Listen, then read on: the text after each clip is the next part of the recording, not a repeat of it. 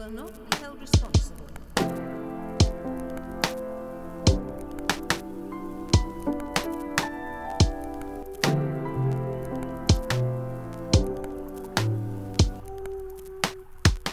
Welcome back to the Queer Circle, where queer healers step up to the mic to share their stories and what they would tell their younger self. Today's guest is Kathie, a non-binary queer Asian being. They are a social justice-informed, affirmative, licensed marriage and family therapist in Los Angeles, California, specializing in LGBTQ+ issues and trauma.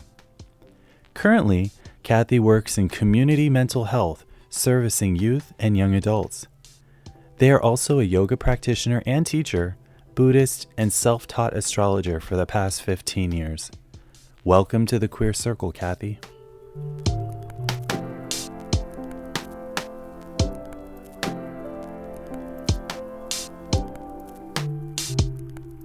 I was born on April 19th, 1985.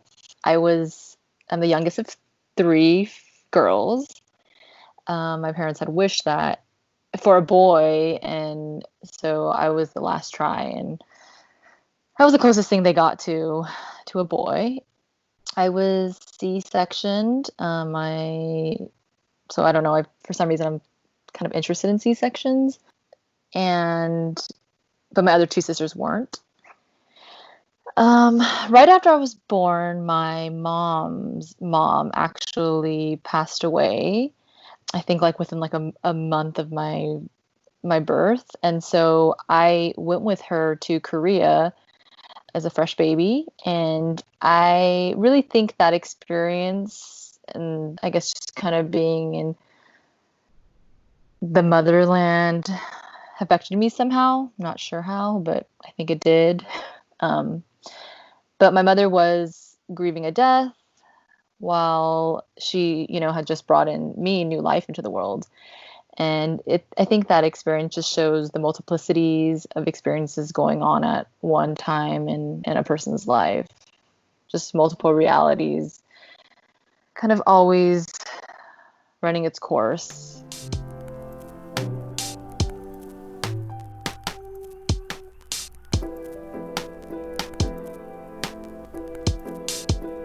I think growing up with immigrant parents, especially ones that aren't acculturated to the dominant American culture, really just made me a weirdo from the get-go.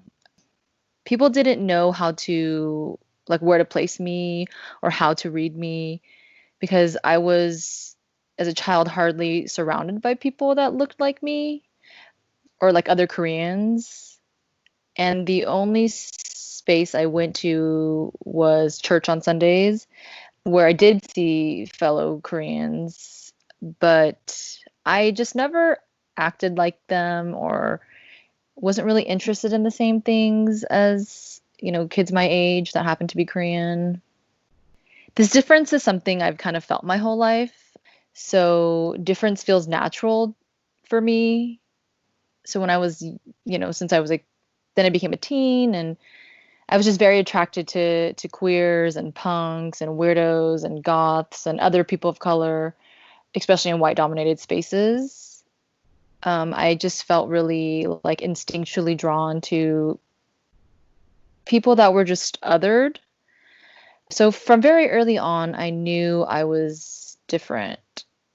And luckily, I was able to surround myself with folks that were also, felt that same difference. It was as if I conditioned myself to make anything weird or off as my norm. So just I'm also very into astrology. So if anybody listening to this is, knows what I'm talking about, I also happen to have Uranus conjunct my ascendant, which really helps enforce me just being different, but always abiding by my truths and never wanting to fit in anywhere.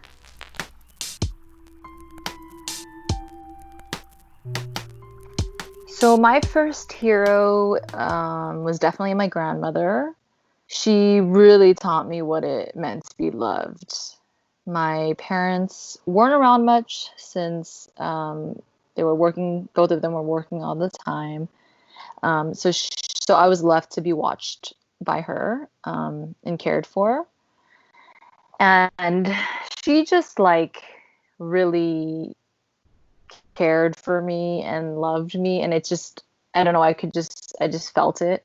Um, because my own parents weren't very like affectionate or as expressive with their love. Like my grandma was very nurturing and very like touchy and like would actually like, you know, give me hugs and embraces, things like that. Um, and she was also a healer.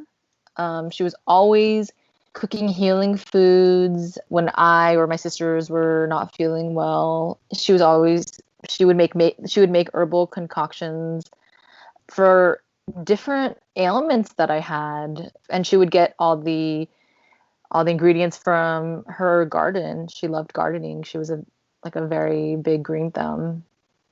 So Korean healing methods are very much derived from Chinese medicine, which also my not only my paternal grandmother, who I was just speaking about, but also my maternal grandparents and my mom's family practiced and still practice kind of Chinese medicine, herbal medicine very strongly today.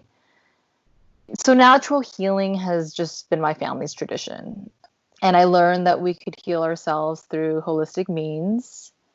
And this was a really powerful practice that shaped me very early on. The idea that we can heal ourselves and the earth can really give us what we need if we connect ourselves to her. The second hero that really stands out for me were all my elementary school teachers. I was raised in northern Long Beach, and I did go to an elementary school that was predominantly Black and Southeast Asians. And basically, from all my teachers from kindergarten to fourth grade were Black. They inspired me to, all of them inspired me to want to be a teacher because they were just really great and taught me so well. And as a kid, my brain was like a sponge and I learned really quickly and wanted to know everything. But there's one teacher that really stood out. She was my second grade teacher and her name was Dr. Briscoe. She would, if anybody ever called her Miss Briscoe or Mrs. Briscoe, she would always make a point to correct us and tell us that she is a doctor, meaning she received her doctorate degree, and that any one of us could also achieve that if we really wanted. I remember being like in second grade, like, I don't get it. I thought a doctor was, you know, you go to the hospital. um, and then she did this really amazing thing every day, which was she always taught us about an important Black person, whether it was an athlete, a revolutionary, a leader, or a woman. She set out like a time in the day where she had like a picture and a description of each person, and she would tell us the history about them.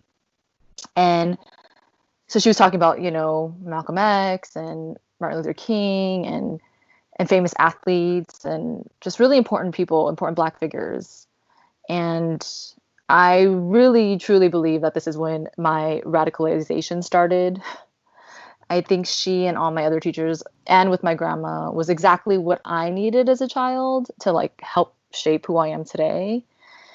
Like the goddesses and people in the heavens just placed these powerful people in my life to help form me into who I am today. And I'm just so grateful.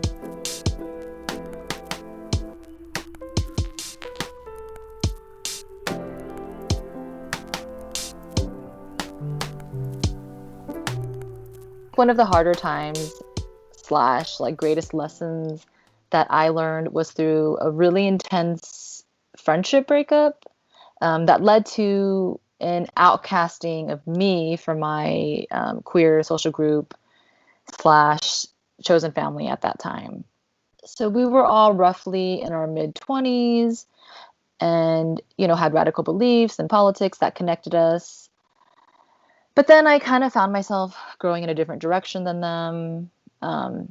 Instead of being like conscious of what was going on within me and the shifts that I was having, I didn't properly communicate my feelings in the healthiest or most compassionate way, which ultimately left us, me and the people, my ex-friends, with hurt feelings and a divide. After that breakup, yoga was something I have been practicing for many years, and going deeper with my practice was just like really calling me. So I began my yoga teacher training right after like this dramatic friendship breakup happened. The training was one of the most important life-changing experiences I've ever had in my life. Through everything I was learning and all the knowledge I was gaining through yogic and spiritual texts, it really gave me a lens and informed me on how to view what was going on in my world, the whole world as a whole, and with the breakup. It really offered me a language to explain like everything that happened during the breakup, and for me to process my own feelings physically, emotionally, and spiritually. So yoga and Buddhism definitely informs me greatly in all of my work.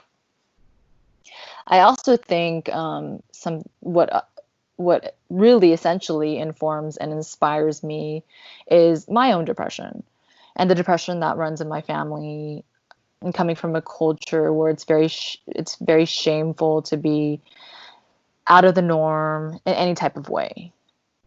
My family didn't talk about mental health, and there is still a very heavy stigma now about mental illnesses in the Asian and API communities. And I really don't want that to be the culture for my generation or the ones to follow.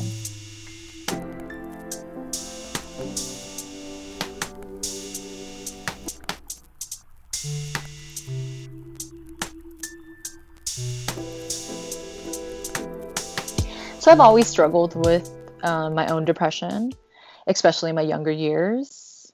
Growing up with immigrant parents and a mom who was also severely depressed and completely didn't understand me, can definitely foster a disconnect that I wished wasn't there or didn't have to be there.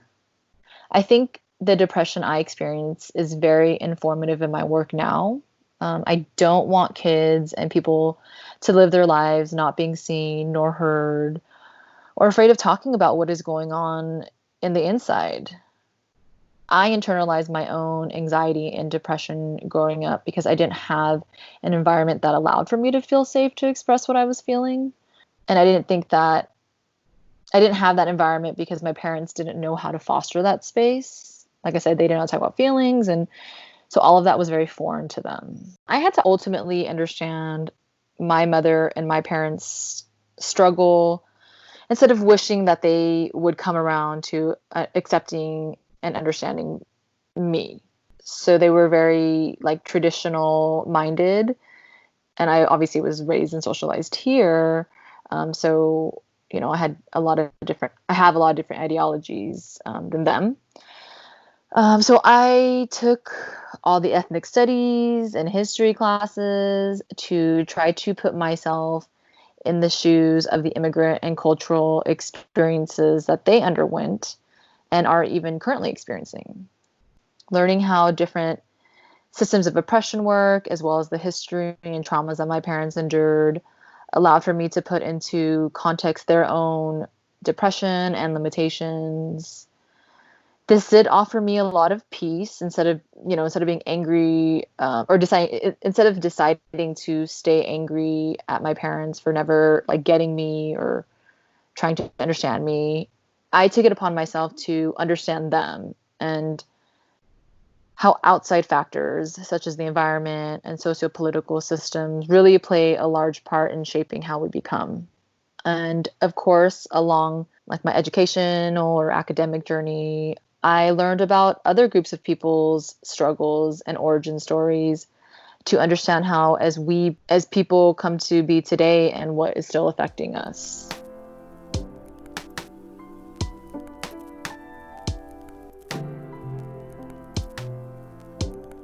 I've been very privileged to have the time, access, and means to learn to see the world through a critical lens, as well as learn different healing modalities such as yoga, astrology, and psychotherapy.